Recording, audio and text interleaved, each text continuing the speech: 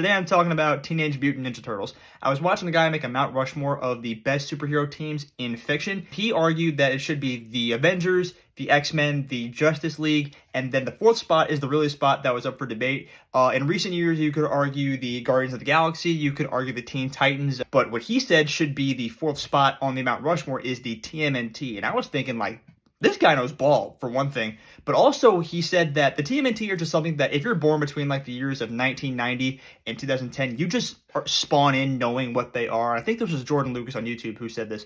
But I kind of thought about that point to me, and I'm like, yeah, I was just born in the year 2006, and I already knew what the TMNT, like, that just got, downloaded to my brain from the cloud. Me, personally, I grew up watching the 2012 TMNT show on Nickelodeon. That was my thing back in the day. I had the Raphael and the Donatello action figures. I think I had a foot soldier that I'd always make him fight. And I remember getting the Shredder action figure as an early birthday present from my grandma. Oh man, those were the days. But back to that point where the TMNT is just something that you know what it is just because you were born between the years of like 1990 and 2010. Like, it probably is the most self-explanatory franchise name out there, really. Teenage Mutant Ninja Turtles. First off, you're kind of scratching that itch for young kids looking up to teenagers, right? At some point when we were kids, we thought being a teenager was the coolest thing in the world, right? Because they're not quite adults, and we know that adults are always stressed on some primal stage, like in our minds. We know, like, man, being an adult is just, it's a lot, right? But we also know that being a kid, no one listens to you, right? So being a teenager, you're right in between there, and therefore they are the coolest people on the planet because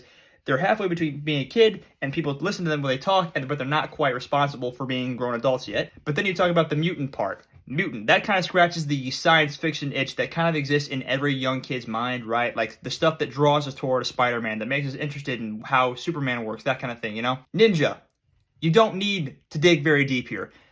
Ninjas are just cool, right? You're 6 years old, you see a guy in a black suit with a sword on his back throwing little fidget spinner knife things out of his hands, like shurikens. Like, it's not that deep. Ninjas are cool to kids. And then turtles.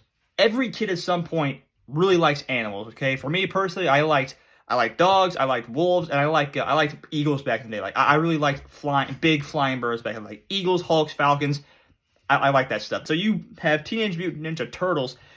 Turtles are cool animals, man. Reptiles with shells in their back, and they can walk upright, and they have ninja weapons. It's just probably the smartest thing that is just targeted towards young minds and makes them want to engage and buy toys, watch shows, like dress up as these characters, right? Anyway, that's my spiel rant for the day. Teenage Mutant Ninja Turtles.